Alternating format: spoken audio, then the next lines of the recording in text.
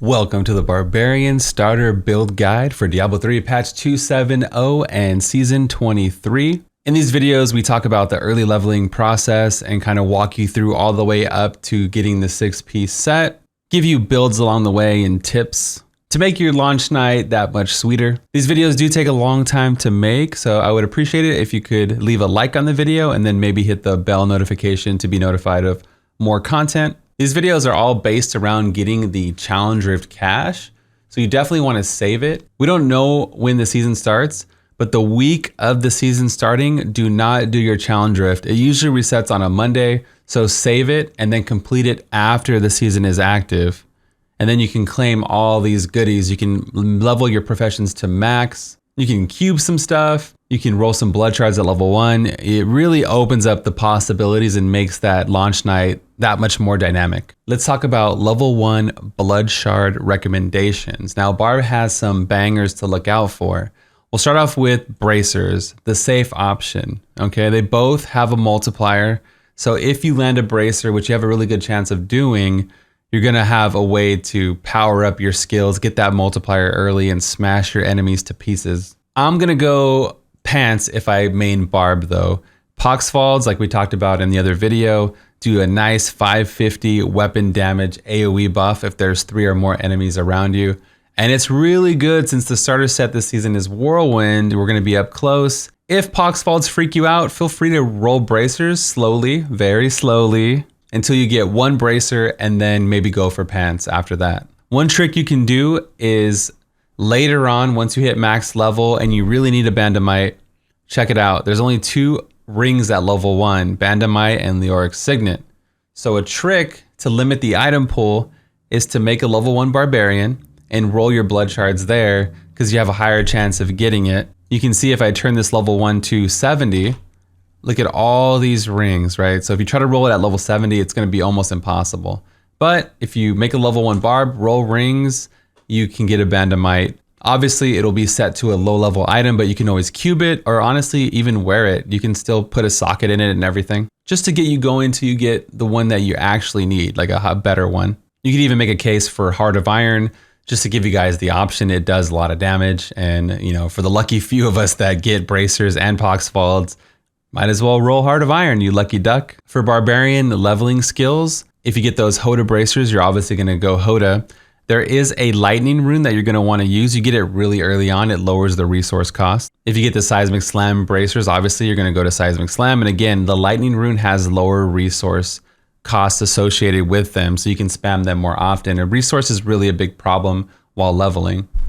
But pretty much the whole way, all the way up until you get your Lamentation Belt late game, you're gonna be spamming Rend. Rend is incredibly strong. It's really good for leveling. It's really good for doing those massacre bonuses early to chain the mobs together to get those bigger and bigger kill chains. Rend is your friend, Rend is your friend, Rend is your friend. And it synergizes with the 6-piece Whirlwind set when you do get it, so get familiar with the build. For your level 70 Hope of CAIN upgrade, remember we got that challenge rift cash, so we have the materials to do 1 upgrade. You're definitely gonna go one-handed mighty weapon or two-handed mighty weapon, as they both have some goodies here for you to take advantage of. I would personally go for one-handed mighty weapons to try to land that Ambo's Pride. Man, that's gonna synergize so amazing with Whirlwind. Attacking with Whirlwind also applies Rend, and the total damage of Rend is dealt over 1 second. This would just make your season start bonkers. I'd probably run and get cube it right away and just spam Whirlwind and win the season, basically. Some of these other ones are pretty good though. You can get the Oath Keeper for attacking faster with your primary skills like Frenzy Barb, for instance. Fjord Cutter for Seismic Slam. And you're gonna need these BK weapons for speed farming late game. So even if you get one of these, at least you'll be 1 out of 2. You know, you'll have a little head start on the season. Barb has a pretty good time leveling and early progressing, so you shouldn't have any issues with that. Bad graphic time, but if you find any of these legendaries up here that you can see on the screen, hold on to them, use them, or give them to your follower. They actually crush early game content. They'll literally carry you to GR 20 to 40. They're really, really powerful legends. They have these like AoE attack from Deathwatch Mantle. The band is like Haunt. Seaboard's Nightmare is like an AoE Haunt spell from Witch Doctor. So keep on a lookout. And there's tons of items that I'm not even showing here. Tons of on-hit effect items. All these little things are actually really good early game. What do you mean, Blood? Give them to my follower. My follower can't use no pox faults. Well, in case you missed it, your follower can now equip 13 items plus their relic slot. As a meme, I gave my follower Heart of Iron and I put a bunch of Thorns gear on it, right? And it actually destroys content. If you're gonna go with this like funny strat while leveling or just whatever, make sure you use the Templar because he has an AoE taunt ability. So then they're all forced to hit him and take the Thorns damage. Obviously, you're not gonna have this much optimized gear while leveling, but I just wanna maybe show you for the meme. A little bonus for those of you that watched the Barb video. I'm on T7 with my starter gear. And let's see Cormac go to work here on these mobs. Look at him go. Go Cormac, you got it, man. Win the game for me. There it is. I think we sold up to a GR40 with this strat. And it's pretty awesome, right? So you can see these are some of the items we talked about earlier as well, like Death Watch Mantle procs off of him. The hack works with him with the orange gem and the weapon. All the Cormac's abilities, the Templar's abilities scale off of physical. So we have physical here. And I'm not saying this is the best setup, but I thought I would show you, man. But anyway, I have a follower video on the channel if you want to look at it. But followers can do a lot of stuff. They even have this ability to emanate items where you can get that legendary effect. Take time to watch the video or to go on the website and read about it. They all have their bonuses.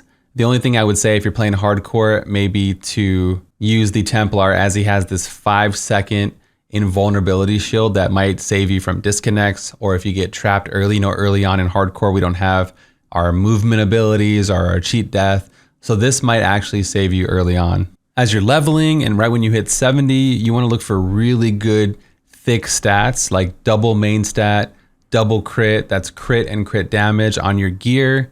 Feel free to craft yellow gear. I mean, you can find some really awesome stuff with crit. This ring's a good example of what you would need, like the strength and the double crit on your items. And even level 60 items are great. You can get a lot of good stats on them. So just keep an eye out before you salvage them. This yellow ring, for instance, is better than a legendary ring, just with a little bit more strength, because it has a more balanced stat profile. The first time you kill Malthael at level 70, you get Reaper's Wraps if you want a little bit more resource, or if you're in a group, just make sure you're there for the kill, that way you get the pattern. Also, the Law Gem drops early, the Legacy of Dream Gem. If you wanna go a non-set start, you can. It usually drops in the second, third, or fourth gem. We've had all kinds of reports in the community, but you get it early basically. Powerful drops first, Bane of the Powerful, so you get that 20% damage right away. Another thing to do right when you're 70 is to go to your blacksmith, right? Because of the Challenger of Cash, we're able to max it out to rank 12 right away. The game is gonna give you the ability to craft a sage set. It's auto-learned at max rank now. So what you wanna do is give it to your follower right away, because you're probably gonna be rocking your Hadric's Gift. You don't want to interfere with your damage, right? So give it to your follower. You can see there's a little blue thing that says emanates on the bottom right. Boom, now you're getting an extra DB every time one drops. That's just gonna boost your early game so much. Also for gearing for Barbarian, make a Mighty Belt. They're different than normal belts. You can get that ability called Life per Fury Spent. You're gonna be whirlwinding most of the season, and every time you're spending Fury, spinning and spending, you're gonna be getting health back, and that's gonna help sustain your life. For weapons, again, like Wizard, I go with those big two-handed weapons. I did chose to go with a mighty weapon because it synergizes with Weapons Master passive. I get 2 Fury per hit, and it's just slower, hits harder, and uses less resource. It scales with Ren nicer with the big two-handed damage as well. Obviously, late game, we're gonna go to dual wielding, but early game, I really like these two-handers, man. The scaling is hard to beat. If the lack of resources is triggering you, you can swap your gem to a topaz in the helmet to get more reduced resource costs, but I like the cooldown with Barb, probably for those big wrath damage bonuses. All right, let's talk about the Whirlwind 2-piece set and actually give you guys the starters from here. All right, so this is what my starter set looks like. Again, not one drop of Paragon was used, no legendary gems, just a bare bones character for you to check out. Let's go ahead and skim through the starter build, and then I'll walk you guys through like a T1 GR is what you would use to farm your CAIN set. You can even do it on hard difficulty. The 2-piece of CAIN is really easy to do, and I'll talk to you in a minute why the 2-piece is so good. So all you're gonna do is pop your buffs. We have a Jelly Goblin here, so this is gonna be sad if we can't kill it. Ground Stomp, Rend, and you can see how hard we hit with literally nothing, like low stats. This is Torment 1, so this is what you would use right when you ding max level. And let me try to get my resource back so I can rend. Rend just chunks these demons down, right? This is the PTR, so I'm not going to pick up the loot, but obviously you take the time to pick it up. I think I left a few jellies back there, but ground stomp pulls them in, and then you rend, and then keep spinning. And that's it. It's a really good build right out the gate. Resource does suck a little bit, but it's really not that big a deal. The more enemies, the more resource you get, and we have a lot of ways to get it back. I have the passive that helps regen it, and like I said, if you get Reaper's Wraps, which is not necessary, but you could do that, or you could use a Topaz. I still don't use Topaz because I like having the cooldowns for my other stuff. You know, the more cooldown, the more ground stomps I can do, the more war cries I can do to get resource back and all that. So I find this to be a little bit more chill.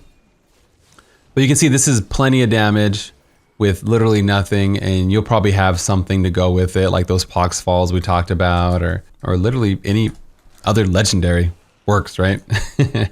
So easy pathway for Whirlwind Barbs next season. So you go through, you do that, you get your 2-piece set bonus. What does that do for us? It gives us 500% multiplier on rend, and its duration is to 15 seconds. So one rend and you're just absolutely destroying everything. It's so nice when you get a multiplier on the 2 or 4-piece bonus. And then the 4-piece bonus gives you 50% damage reduction during whirlwind and for 3 seconds after. So you can spin, run for a second, spin, and you don't have to hold it down the whole time. Here is the whirlwind starter build if you're curious. I like lacerate as it has like the highest damage of all the rends. And I'm using that mighty belt like we talked about and the mighty weapon, but you can dual wield. I tested dual wielding and it's fine. It works out well too. And especially if you get like a legendary one that you like, maybe you can go that route. Let's jump in the GR20 clear here for you guys. Got the same map, huh? Ground stomp, rend, hold down whirlwind. You should be good on resource if the more enemies, like I was saying, so that should not be a problem. And I'm not using Wrath of Berserker on purpose. That way you guys can see without it. Because sometimes if you just use Wrath, you'll just kill everything anyway. We don't want to use our big cooldowns. Get into a room. You can stop using it also if resource does become a little bit of a problem. You don't see me always using it. I just tap it, hold it down, sustaining. And this should be an easy GR20 clear. The Rift Guardian in particular is easy because of the damage. Like the single target dot just keeps ticking away. Ground stomp, rend, spin. Spin to win. And again, we have our damage reduction too, so we shouldn't die basically. We got some beams here. So this is a point where I probably would pop Wrath, you know, on a tough elite with a tough affix, or save it for the Rift Guardian like we talked about. Just bleed Shreks everything. And remember, you have your new followers with you, and they also help a lot. Not just in damage, but they have like these damage amplification abilities as well. Congratulations, you got your 6-piece set bonus. Now the killing and chilling is about to begin. Once you get your 6-piece bonus, Whirlwind gains the effect of Dust Devil's Rune, and all Whirlwind and Rend damage is increased by 10,000% damage. Once you get this, your #1 goal would probably be to get that Lamentation belt we talked about, as it totally amps up Rend.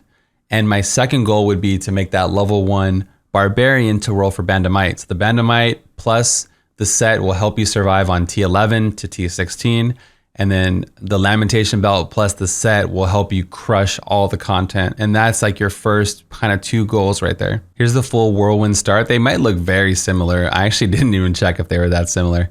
But like the builds, you want the resource and you want survivability. And you want to group them up for Rend. You're going to want to farm at least on T7.